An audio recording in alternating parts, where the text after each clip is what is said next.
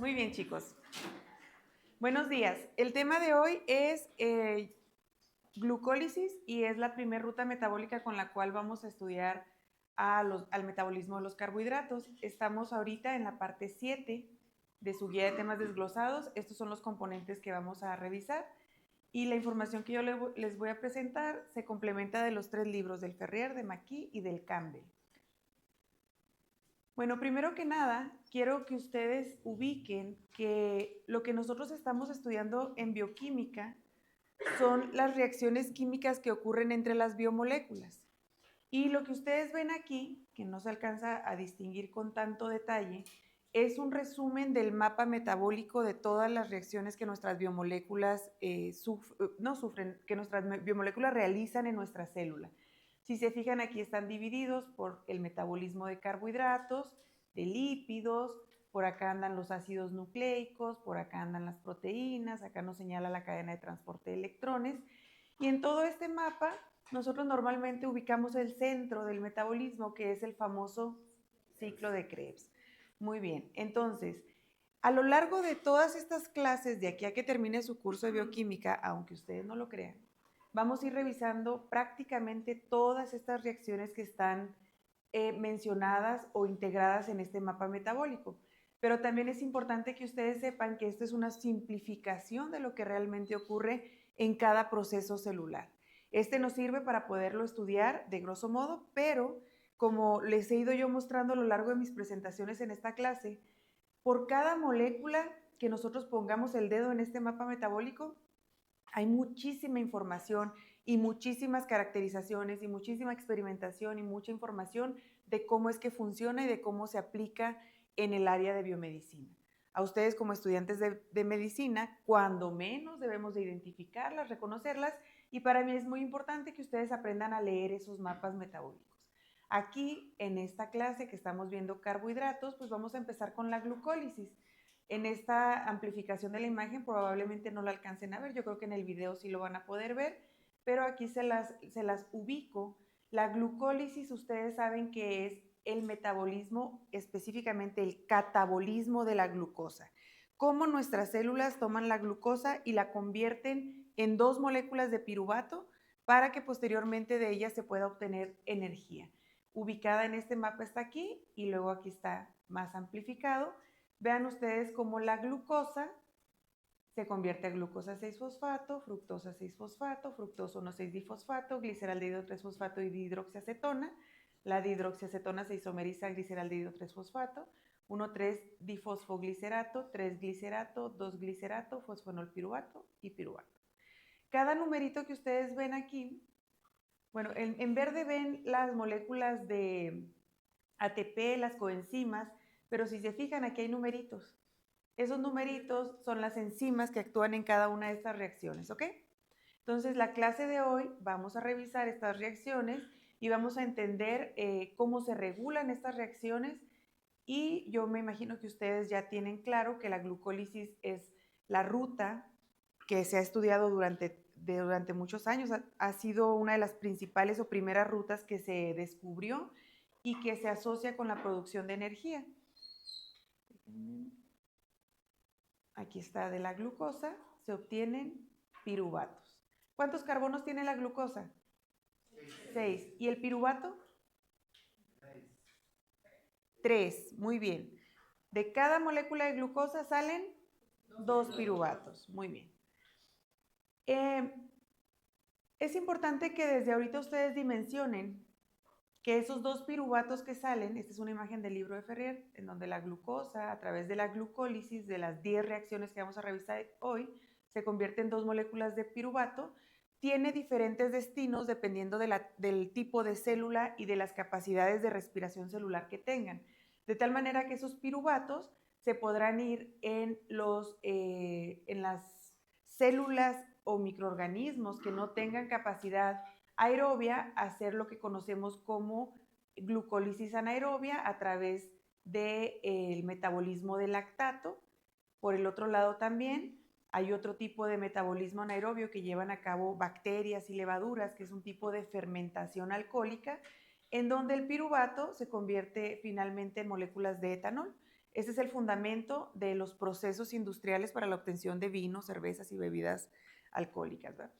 Y lo que ocurre en la mayoría de nuestras células es que los piruvatos posteriormente se descarboxilan y se convierten en acetilcoenzima A, pueden entrar al ciclo de Krebs y a través de entrar al ciclo de Krebs y posteriormente a la cadena de transporte de electrones y fosforilación oxidativa, los podemos finalmente desintegrar en dióxido de carbono y agua, que este es el producto final de nuestro metabolismo, y esto trae como consecuencia, salud, la obtención de un gran número de moléculas de ATP.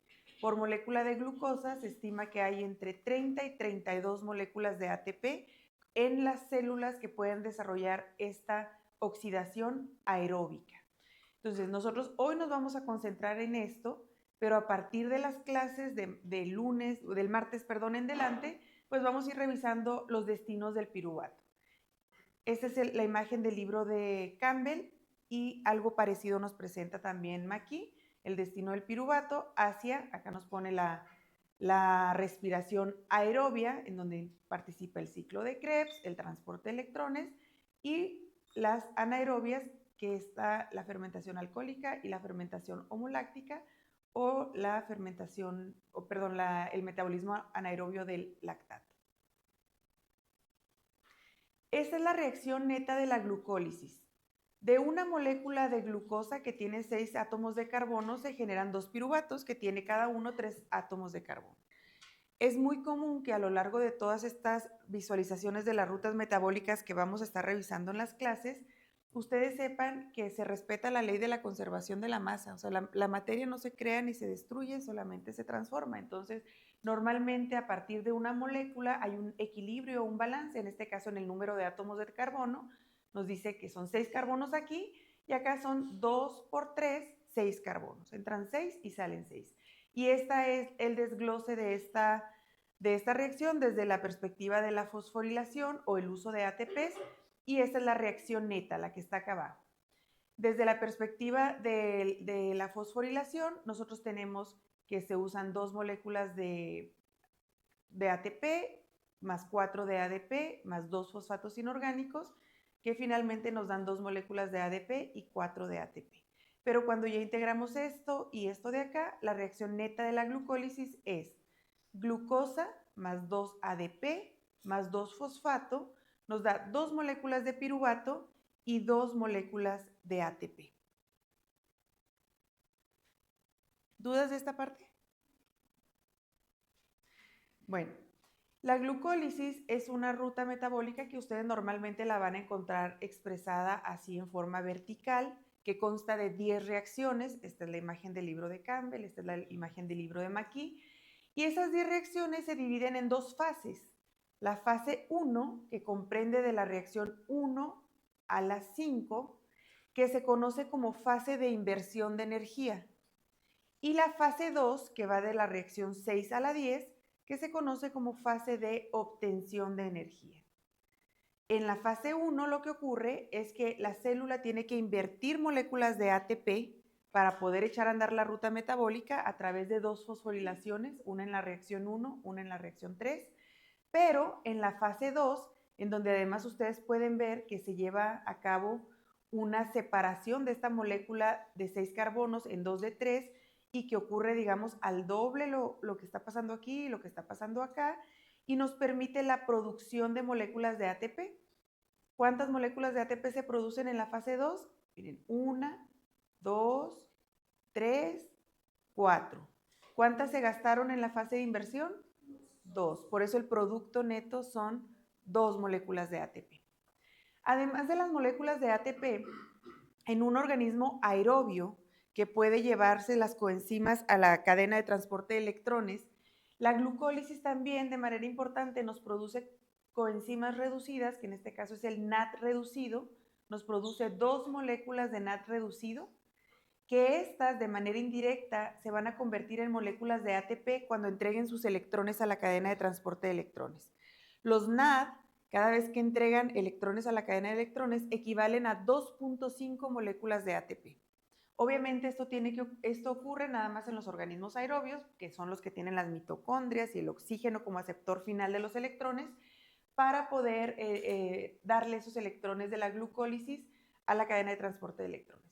Cuando lleguemos al balance energético, ustedes deben de considerar los 2 ATPs que salen de manera directa, pero deben de considerar también que si los piruvatos, su destino fue aerobio, debemos de considerar 2.5 moléculas de ATP aquí, más otras 2.5 moléculas de ATP acá. Son 5 moléculas más de ATP solo en las células aerobias. De manera general, en la glucólisis, como puede servir tanto para lo aerobio como para lo anaerobio, nosotros decimos que son 2 moléculas de ATP por cada 10 reacciones de la glucólisis. A veces ustedes van a encontrar que se le llama glucólisis aerobia y glucólisis anaerobia. ¿Estamos de acuerdo? Estrictamente, las 10 reacciones de la glucólisis no necesitan oxígeno. Tan es así que las células anaerobias las pueden hacer. Pero el destino del producto de la glucólisis, si toma un destino aerobio, a eso es a lo que normalmente le llamamos glucólisis aerobia. Y si toma un destino anaerobio, a eso es a lo que le llamamos glucólisis anaerobia. ¿Queda clara esa parte? Espérenme. Vamos a empezar entonces con la fase 1 de la reacción 1 a la 5. Se las voy a ir mencionando varias veces y luego una por una para que ustedes conozcan a las enzimas, para que conozcan lo que le va pasando a cada una de las moléculas. Nosotros tenemos a la glucosa, que se fosforila para formar la glucosa 6-fosfato, posteriormente se isomeriza para formar la fructosa 6-fosfato y luego se vuelve a fosforilar para formar la fructosa 1,6-bifosfato, que es una molécula que puede partirse en 2 moléculas de 3 carbonos, que ambas quedan fosforiladas. Una de ellas es el gliceraldehído 3-fosfato y la otra es la de dihidroxiacetona fosfato. Como solo el gliceraldehído puede continuar la glucólisis, la molécula de dihidroxiacetona fosfato se isomeriza a gliceraldehído y después de la fase 1, de una molécula de glucosa quedan 2 moléculas de gliceraldehído para pasar a la fase 2. Por eso ustedes también es muy común que vean esta forma en donde se abren 2 bracitos en la ruta de la glucólisis, y también seguramente en algunas bibliografías van a encontrar solo una ruta así, con un solo brazo completo, pero ustedes deben de saber que a partir de la reacción 6 a la 10 se están llevando las reacciones al doble por cada molécula de glucosa. Reacción número 1. La síntesis de la glucosa 6-fosfato. Aquí está en grandote. Ustedes pueden empezar a ver la diferencia que hay entre la glucosa y acá. Salud. Dice, justo después de entrar a la célula, la glucosa y las demás hexosas se fosforilan, es decir, se les adicionan grupos fosfato. Este proceso impide que la glucosa salga de la célula y aumenta la reactividad del oxígeno en el éster de fosfato formado. ¿Cuál es el éster de fosfato formado? ¿Se acuerdan? Que vimos cuando veíamos monosacáridos modificados y la adición de grupos fosfatos. Bueno, esta es una esterificación. Salud. La reacción es catalizada por una enzima llamada exoquinasa o exocinasa. Esta exoquinasa está presente en todas las células del cuerpo. El ATP actúa como cosustrato formando complejos con el magnesio. El magnesio es un cofactor y el magnesio facilita la reacción. La reacción es irreversible en condiciones intracelulares. La enzima no puede retener al producto y lo libera rápidamente. Sin importar la concentración de glucosa 6-fosfato, la reacción no puede revertirse. También es importante que ustedes vayan identificando cuáles reacciones son reversibles y cuáles reacciones son irreversibles, porque cuando veamos la gluconeogénesis, vamos a ver que la diferencia en estas rutas es que las reacciones que aquí son irreversibles, como esta, allá tienen una enzima adicional que puede revertir esa reacción. Les voy a ir mencionando también cuáles son puntos de control y al final vamos a ver los puntos del control. Esta es una reacción que tiene regulación y es un punto de control de la glucólisis. ¿Dudas de la primera reacción? Reacción número 2. La conversión de la glucosa 6-fosfato a fructosa 6-fosfato. Recuerden ustedes que la glucosa y la fructosa son isómeros de grupo funcional. La glucosa es una aldosa, la fructosa es una cetosa. La enzima que lleva a cabo la reacción se llama fosfoglucosa isomerasa y se convierte a fructosa 6-fosfato porque el carbono número 1 de la fructosa queda disponible para su fosforilación en el siguiente paso. Si se fijan aquí, la glucosa solo tiene disponibilidad de fosforilación de este carbono que está afuera, el cual ya está fosforilado. La razón por la cual se isomeriza es que aquí queda afuera otro carbono, el 1, que puede después ser fosforilado, que es lo que va a ocurrir en la siguiente reacción. Y de esa manera, cuando esta molécula se parte en dos, las dos moléculas resultantes van a quedar fosforiladas y con posibilidad de seguir siendo procesadas y poder obtener energía de ellas. Esta reacción es reversible. La fosfoglucosa isomerasa, al igual que todas las isomerasas, son reversibles. Nos dice que el grupo hidroxilo hemiacetal de la glucosa 6-fosfato es más difícil de fosforilar, por eso esta isomerización facilita que salga este de aquí y que se pueda fosforilar, que ese es el paso siguiente, la fosforilación de la fructosa 6-fosfato. La enzima que lleva a cabo la reacción se llama fosfofructoquinasa 1 y lo que hace es también utilizar al ATP como el cosustrato para tomar un fosfato de aquí y pegarlo entonces en el carbono número 1. El resultado pues es una molécula de ADP porque ya le quitamos un fosfato. Esta enzima también requiere magnesio y el producto de la reacción es la fructosa 1,6-difosfato. Esta segunda inversión de ATP, acuérdense que nos gastamos un ATP en la primera reacción y aquí nos estamos gastando el segundo, tiene varios propósitos. Nos dice, hay alta energía libre. La reacción avanza con un gran descenso de energía libre al utilizar ATP como fosforilante. Además, compromete al metabolismo porque una vez que se forma la fructosa 1,6-difosfato, la célula queda comprometida a continuar con la glucólisis. Genera además esta molécula, como les decía ahorita, al ser dividida en dos triosas que cada una de ellas quedan fosforiladas y nos dice que la fosforilación evita que los productos posteriores, es decir, que cuando se parta en dos, estos dos productos difundan a lo largo de la célula, porque acuérdense que quien hace que se mantengan los monosacáridos adentro de la célula es la presencia del grupo fosfato. Si nos quedáramos nada más con un fosfato y partiéramos esta molécula, este se quedaría dentro de la célula, pero la otra molécula de 3 carbonos podría difundir y salirse de la célula y en realidad pues no es una estrategia que nos convenga en el término de la glucólisis porque queremos que todos los carbonos finalmente puedan aprovecharse en el metabolismo.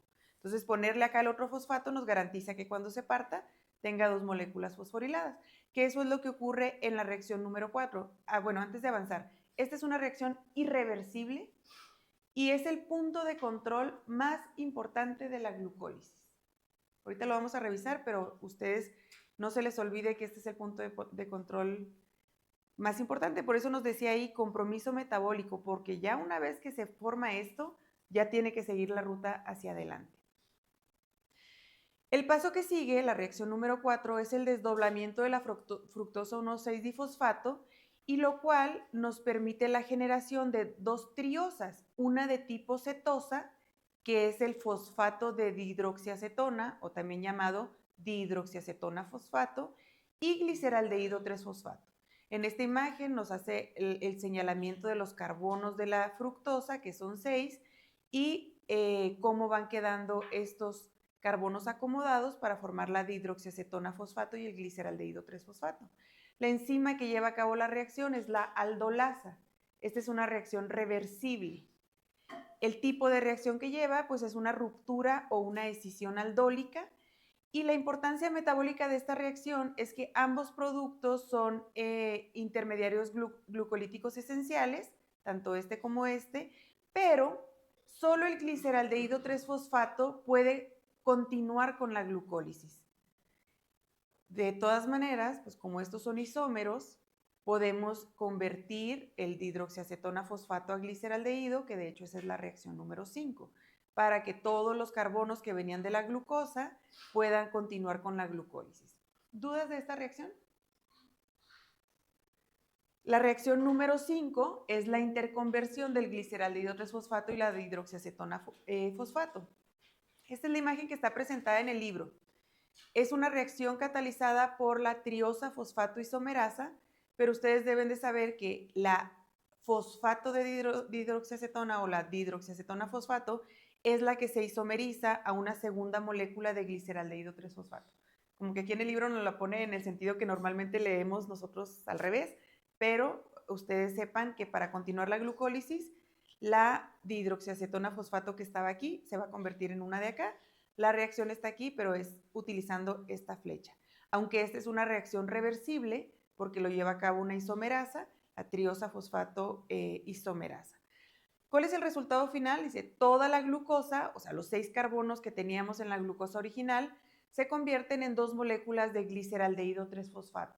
Y los gliceraldehídos 3-fosfato pueden seguir en la glucólisis. Con esta reacción se acaba la fase 1. ¿Tienen alguna pregunta?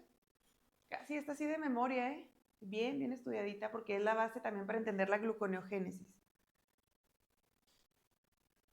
Fase 2. La fase 2, ¿tenían preguntas? Okay.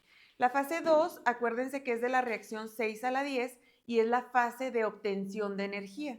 Acá en la fase 1 nos habíamos gastado 2 ATPs, acá vamos a producir 4 ATPs. Aunque aquí esta amplificación con una sola molécula que va desde gliceraldehído 3-fosfato hasta piruvato, no se les vaya a olvidar que esto está ocurriendo al doble, porque si no, no nos van a salir las cuentas, ¿ok? Yo también les voy a presentar reacción por reacción de una molécula y ustedes tienen que ir asumiendo que eso está pasando 2 veces por cada molécula de glucosa. Reacción número 6. Es una reacción de oxidación y fosforilación del gliceraldehído 3-fosfato. La enzima que lleva a cabo esta reacción es la gliceraldehído 3-fosfato deshidrogenasa. El gliceraldehído 3-fosfato se oxida y para oxidarse, acuérdense que siempre tiene que haber moléculas que reciban esos electrones. El proceso de oxidación es pérdida de electrones. El proceso de reducción es ganancia de electrones. ¿Cuál es esa molécula? Pues esta coenzima. Esta coenzima se llama NAD y termina reducido. NAD oxidado, NAD reducido. Y lo que le pasa a la molécula de gliceraldehído con su oxidación, pero además fosforilación, es formar una molécula de glicerato 1,3-difosfato. Esta molécula de gliceraldehído, además de tener un fosfato en el carbono 3, ahora también lo tiene en el carbono 1 y además está oxidada. Algo importante que ustedes pueden ver aquí es que esta fosforilación no requiere ATP, requiere fosfato inorgánico.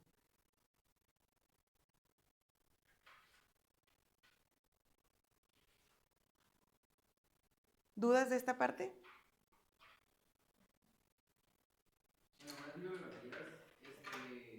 Bueno, aquí traigo una imagen de Wikipedia y esa reacción la ponen como gliceraldehído 3-fosfato, mientras encima gliceraldehído fosfato deshidrogenasa, luego que sigue a 1,3-difosforilato. Se llama igual, es lo mismo. Glicerato 1,3, a ver, ¿cómo lo llaman? 1,3-difosfoglicerato. No, 1,3-difosfato glicerato. Es lo mismo. Ajá, sí, es la misma. Es glicerato 1,3-difosfato. Es como la dihidroxiacetona fosfato, que también le llaman fosfato de dihidroxiacetona. Es lo mismo. Ok, esta reacción es importante porque nos produce esa molécula de NAD que yo les dije que en las células aerobias puede irse a la cadena de transporte de electrones. Pero esta reacción no se les vaya a olvidar para la clase próxima, porque esta reacción y esta producción de NAD reducida es la que también le permite a las células anaerobias poder regenerar el NAD oxidado para poder seguir la glucólisis. Entonces, esta oxidación del gliceraldehído 3-fosfato la vamos a retomar en la clase que entra para ver las reacciones de fermentación o las reacciones anaeróbicas. Sí, este está reducido y el otro oxidado. ¿Era lo que les permitía generar? ¿A quiénes? La reacción del LH. En los anaerobios. Ajá. En los anaerobios les permite regenerar otra vez el NAD oxidado.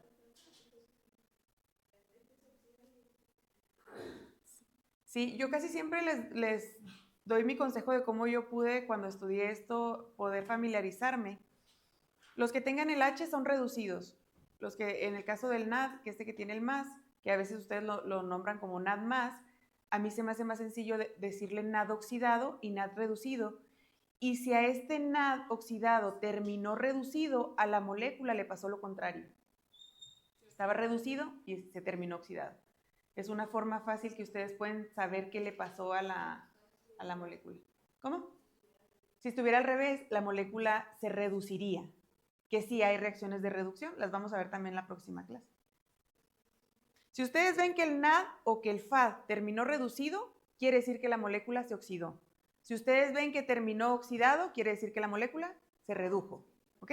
Porque las reacciones de óxido-reducción sí o sí tienen que tener esos dos componentes, uno que se oxida y otro que se reduce. Reacción número 7.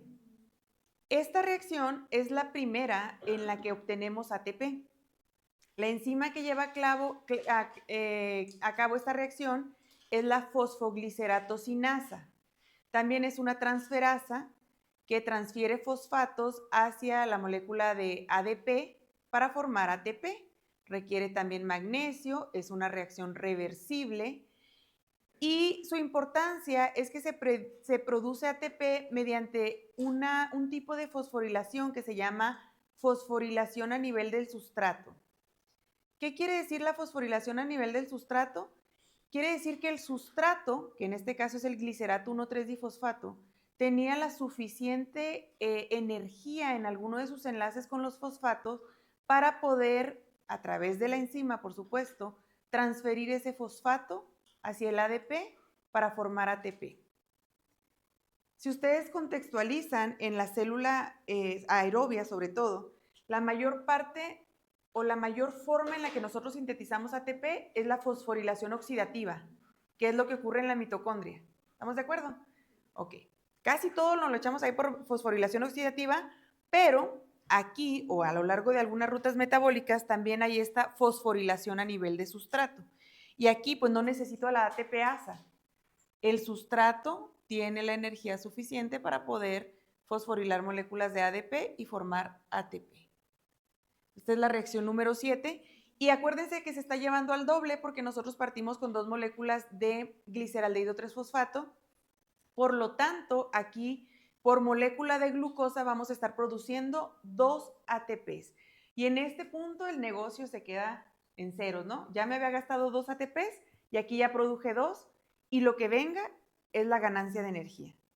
Por eso aquí me parece que se recupera la inversión inicial de ATP en las primeras reacciones de glucólisis en esta reacción número 7. Sí, este es reversible, miren, aquí están las flechas. ¿La anterior qué? Sí. Gracias. Muy bien. Reacción número 8. La interconversión del 3-fosfoglicerato y del 2-fosfoglicerato. Esto también es una isomerización de tipo catalizada, por una enzima que se llama fosfoglicerato mutasa. Lo que ocurre es que el glicerato 3-fosfato se isomeriza a glicerato 2-fosfato. ¿Por qué? Porque el glicerato 3-fosfato, una vez que ya perdió el primer fosfato y que formó las moléculas de ATP, tiene un bajo potencial de transferencia de este grupo fosfato. Tenerlo en la posición 3 le es complicado soltarlo y generar otra nueva molécula de ATP, pero cuando lo mueve al carbono número 2, esa molécula, que en este caso es el glicerato 2-fosfato, es una molécula con un potencial de transferencia muy elevado. Entonces lo isomeriza moviéndolo el grupo funcional del carbono 3 al 2 para que después pueda soltar este fosfato y que se pegue con otras moléculas de ADP para formar ATPs. Esto ocurre, ya habíamos también comentado que las isomerizaciones normalmente tenían intermediarios. Esto ocurre también a través de un intermediario que es el glicerato 2,3-difosfato. Es un punto en donde hay 2 fosfatos en la molécula, tanto en el carbono 2 como en el carbono 3. Posteriormente se vuelve a hidrolizar el del carbono 3 y se queda el del carbono número 2, que es el del glicerato 2-fosfato, con un alto poder de que pueda transferir este fosfato a una molécula de ADP. Esta reacción, por supuesto, que es reversible. Dijimos que era una isomerasa de tipo mutasa, que se llama fosfoglicerato mutasa. Tengo una duda. Sí. Por eso se libera el fosfato ahí. Sí, Sí, porque se liberó el del tercero. Sí. De hecho, cuando tú ves la reacción condensada, no te presentan esta parte de aquí. Nada más te ponen de aquí para acá. Pero aquí sí nos desglosan el hecho de que la enzima primero toma un fosfato que anda en el medio, se lo pega en el carbono 2 y posteriormente le rompe el del carbono 3. O sea, si ustedes imaginan que mis manos, esta es el carbono 3 y este es el 2, no es una transferencia del 2 al 3 así, ¿no? Este es el 3, la enzima primero pone otro fosfato en el 2 y luego después le quita el del 3 para que quede así. ¿Y el fosfato que queda libre se pierde? Pues no, ahí se queda en la célula y puede ser aprovechado para otra reacción. Es el mismo de acá. Por eso en el balance ya no lo mencionan, porque como lo pusiste al inicio de la reacción y luego lo obtuviste al final, el balance es 0. ¿Alguna otra pregunta de esta? Bueno, la reacción 9 es una reacción de deshidratación del 2-fosfoglicerato o del glicerato 2-fosfato. Lo que ocurre es que una enzima llamada enolasa quita una molécula de agua de aquí de esta glicerato 2-fosfato para formar al precursor del piruvato, que es el fosfoenol piruvato. El fosfoenol piruvato, este de aquí, tiene un potencial de transferencia de este grupo fosfato mucho mayor que este. Entonces, lo que está tratando de hacer en la glucólisis es facilitar la salida de este grupo fosfato. De donde era bien difícil que saliera, era del glicerato 3-fosfato. Por eso el primero lo movió al 2. Pero aún es mejor el fosfoenol piruvato que el glicerato 2-fosfato. Y eso se logra pues con esta deshidratación para que quede preparado para poder transferir este grupo fosfato al ADP. Y lo que nos dice aquí en la explicación por la cual tiene un grupo fosfato con mucho más potencial de transferencia, el fosfoenol piruvato, es que el fosfoenol piruvato contiene un grupo enol fosfato, mientras que el glicerato 2-fosfato solo posee un éster fosfato simple. Y la deshidratación elimina esa molécula de agua, facilitando la conversión a un estado de mayor energía. Este es de mayor energía que este. Si ustedes ven en la estructura, la principal diferencia es este de aquí, el doble enlace. Este es el grupo enol fosfato, mientras que este solo tiene un éster fosfato simple. Este es más bueno para soltar este fosfato que este de acá. Ok. Antes de avanzar a lo del piruvato, quiero que conozcan este concepto clave que se llama tautomerización. Los aldehídos y las cetonas tienen dos formas isoméricas, la forma enólica y la forma ceto. La forma enol contiene doble enlace entre carbono y carbono. ¿Lo ven aquí? Y la forma ceto, que es más estable, contiene este carbonilo. Pero la tautomerización es la interconversión entre esta y esta en un fenómeno que se llama resonancia. Entonces puede estar moviendo este de aquí para acá y de aquí para acá, ¿ok? ¿Qué es lo que ocurre con el fosfoenol piruvato? Esto se explica en estos puntos de aquí. Dice restricción de la tautomerización en el fosfoenol piruvato. La presencia del grupo fosfato impide la estabilización de la resonancia del ion fosfato libre. Entonces, el hecho de que tenga este fosfoenol piruvato, el fosfato aquí, le impide que este doble enlace se esté moviendo de aquí para acá, de aquí para acá, de aquí para acá. ¿Estamos de acuerdo? Ok. Esto hace que la transferencia del fosfato al ADP en la siguiente reacción sea altamente favorecida. ¿Por qué? Porque también este está buscando tener esa posibilidad de tautomerización y que se despegue con mayor facilidad el fosfato y se le entregue al ADP para formar ATP. Eso es lo que ocurre en la reacción número 10 y la última de la glucólisis, que es la síntesis del piruvato. Aquí tenemos el fosfoenol piruvato. La enzima es la piruvatocinasa, que también requiere magnesio, y lo que hace es transferir este fosfato hacia la molécula de ADP para formar ATP, y el resultado de esta pérdida del fosfato es el piruvato, el cual está en la forma enol y posteriormente se convierte a su forma más estable, ceto. Fíjense la diferencia, cómo se movió este de aquí para acá. Acá no se podía por la presencia de este grupo fosfato, pero en cuanto lo libera, ya se puede dar esta forma más estable del piruvato, que es el producto final de la glucólisis. Y ustedes recuerden que aquí pues son 2 moléculas de ATP porque venimos de 2 fosfonolpiruvatos que venían originalmente de 2 gliceraldehídos 3-fosfato. ¿Estamos de acuerdo en eso? Está fácil, ¿verdad? La glucólisis.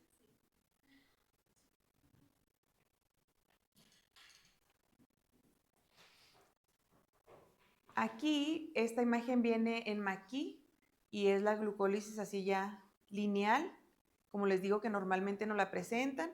Aquí está la fase 1, glucosa, glucosa 6-fosfato, fructosa 6-fosfato, fructosa 1,6-difosfato, gliceraldehído 3-fosfato y dihidroxiacetona fosfato, la interconversión de la dihidroxiacetona fosfato a gliceraldehído 3-fosfato, y aunque aquí nos pongan en la fase 2 solo una molécula de gliceraldehído 3-fosfato, ustedes saben que son 2, y luego hasta su conversión a piruvato, aquí se observan fácilmente los 2 moléculas de ATP que se invirtieron.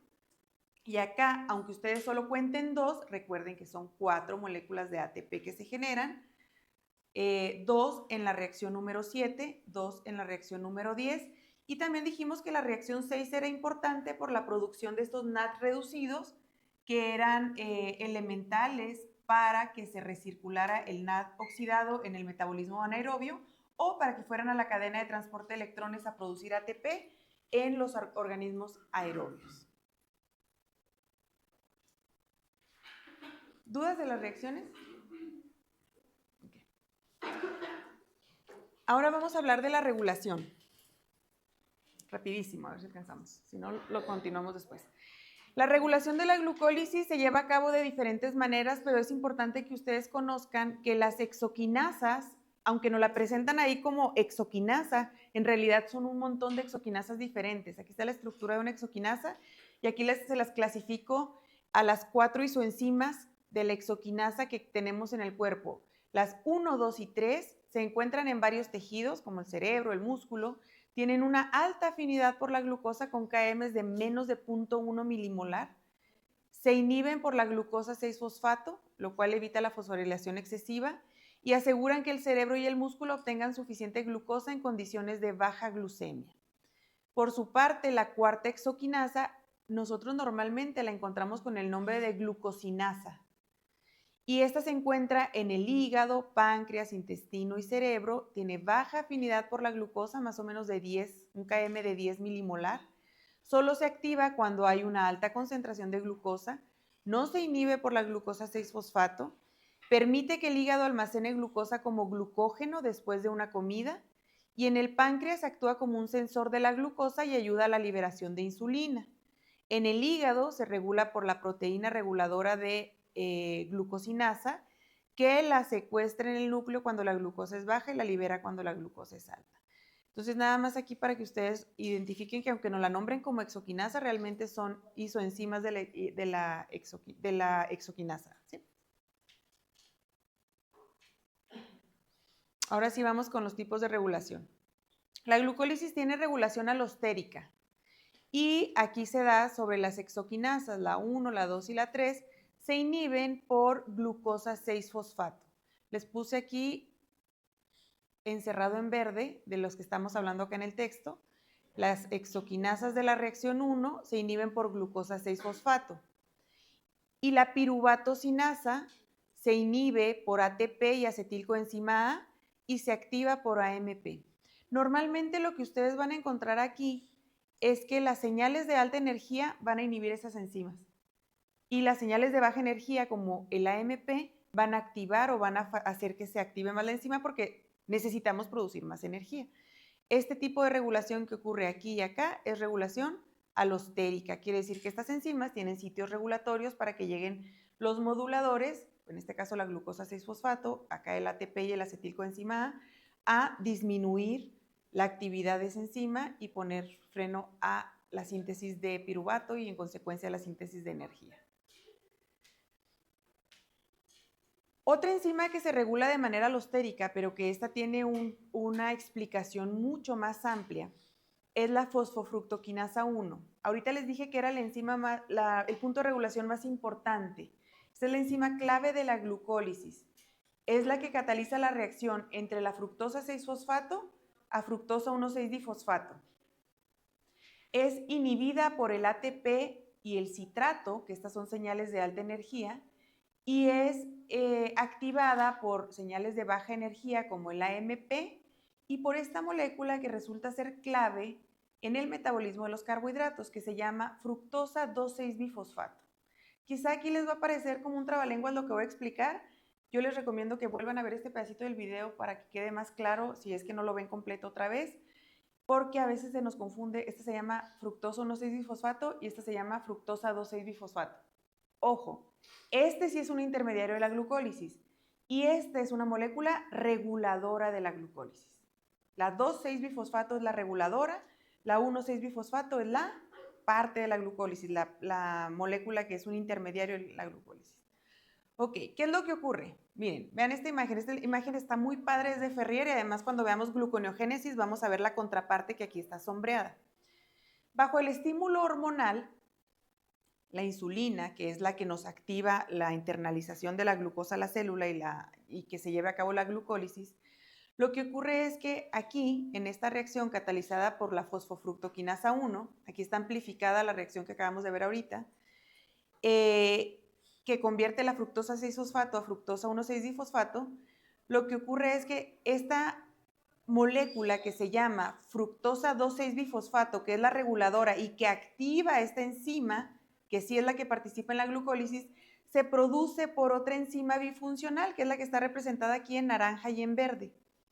Esa enzima bifuncional se llama fosfofructoquinasa 2 y está complementada con una fosfatasa 2, fosfofructobifosfatasa 2. Lo que ocurre aquí es que la llegada de insulina aquí a la célula, que favorece la glucólisis, es una señal que es contraria a la que existe cuando no tengo altos niveles de glucosa. Cuando no tengo altos niveles de glucosa, el glucagón, que es la hormona que está opuesta a la insulina, está bajo. Si ese está bajo, entonces no se activa una vía, aquí ustedes la ven sombreada esta vía, y cuando no se activa esa vía, lo que se produce es el regulador que potencia a la glucólisis a través de la de la fosfofructoquinasa 1. Se los digo nuevamente en palabras más fáciles. Si no tengo glucagón, no puedo inhibir la síntesis de la fructosa 2,6-bifosfato. Si no la puedo inhibir, la voy a tener presente y eso me va a favorecer la glucólisis porque ella es el activador principal de la enzima glucolítica llamada fosfofructoquinasa 1. De esa manera, esta imagen tan compleja explica lo que aquí está bien simplificado con una flechita que dice que la fructosa 2,6-bifosfato activa esto de acá. La explicación de la siguiente imagen es nada más de dónde viene esto. Esto viene de una enzima que se llama fosfofructoquinasa 2, pero que se activa a través de la regulación de hormonas. Aquí nos facilita la vida con esta tablita. Ustedes la pueden consultar, ustedes la pueden revisar si se la quieren memorizar. Aquí están las 3 sinasas, los 3 puntos de control, la reacción 1, la reacción 3, la reacción 10. Aquí están sus activadores y sus inhibidores. Y ya para finalizar, si esta es la última diapositiva, nada más volverlos a contextualizar en cómo las hormonas tienen ese papel tan importante en la glucólisis. Ustedes en esta imagen de acá ven la función de la insulina como un activador potente de la glucólisis en los 3 puntos de regulación y cómo el glucagón, que es una hormona contraria a la insulina, tiene efecto inhibitorio en la glucólisis. Por eso aquí se los puse subrayado en morado. El glucagón se libera cuando la glucosa es baja. Si yo tengo glucosa baja, pues obviamente ¿cómo voy a hacer glucólisis si ni siquiera tengo el sustrato? Y eso regula a través de la fosfofructoquinasa 2 la producción, reduce la producción del activador de la fosfofructoquinasa 1 y en consecuencia pues inhibe a la fosfofructoquinasa 1 y disminuye la glucólisis. Por el contrario, la insulina, que se libera cuando la glucosa es alta, hace que se produzca un aumento en la fructosa 2,6-difosfato, perdón, y eso en consecuencia activa la fosfofructoquinasa 1, que es esta de aquí, y eso hace que aumente la glucólisis. Además del glucagón y de la insulina, hay otra hormona muy importante, que es un interruptor maestro metabólico, que se llama AMPK, proteína sinasa activada por AMP cíclico. Esta la vamos a revisar después, pero yo aquí se los dejo para que ustedes sepan que esta molécula, el AMPK, se activa cuando la proporción de la señal de baja energía, que es el AMP, y la señal de alta energía, que es el ATP, es alta. Quiere decir que hay baja energía. Inhibe vías anabólicas, activa vías catabólicas y tiene también posibilidad de interferir con la fosfofructoquinasa 2. Entonces, esta molécula tampoco se les olvide que, además de que no está presentada normalmente en los libros, también es un regulador muy importante de la glucólisis. ¿Tienen preguntas?